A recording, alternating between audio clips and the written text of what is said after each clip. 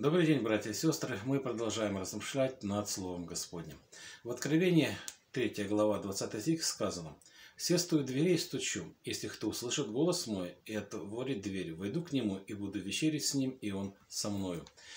Все мы с вами когда-нибудь или читали, или слышали этот стих. Мы все хорошо понимаем, что Господь стучит в наше сердце для того, чтобы мы открыли дверь и впустили Его.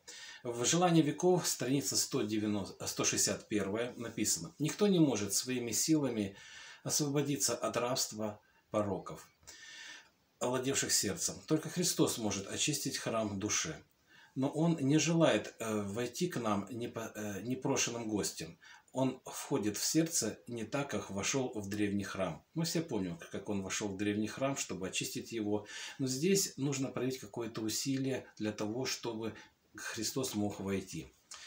Все мы с вами когда-нибудь видели интерпретацию картины, когда стоит Христос перед дверью и стучит в дверь. Все мы видели эту картину.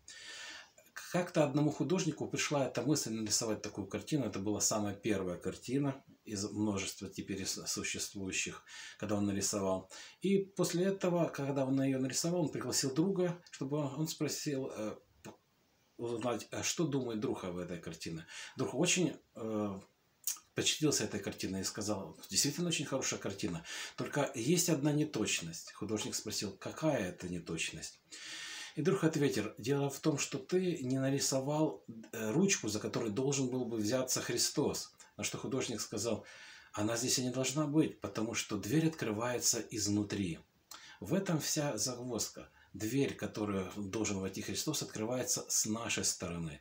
Мы должны открыть эту дверь. Мы должны услышать этот стук, мы должны расчистить проход от наших эгоизма, тщеславия,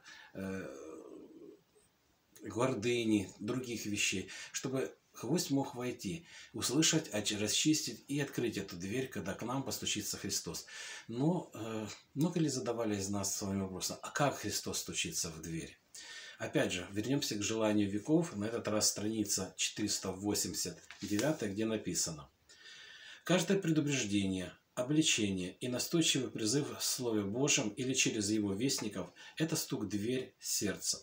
Это голос Иисуса, который просит впустить Его. Если человек раз за разом оставит этот стук без внимания, желание открыть дверь у него ослабевает. Если мы сегодня пренебрегаем влиянием Святого Духа, завтра оно будет слабее, сердце становится менее впечатлительным, и на беду свою человек забывает, что жизнь коротка, а за ней простирается необъятная вечность.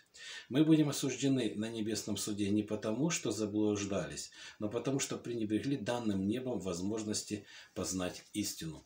Поэтому, когда мы читаем Слово Божие, когда мы слышим проповеди или еще что-то подобное, и Дух Божий работает над нашим сердцем, и мы понимаем, что это Слово к нам, мы не должны пренебрегать этим Словом, открывать наше сердце для этого Слова, чтобы Христос через Духа Святого вошел в наше сердце и преобразил нас. Это надо делать постоянно.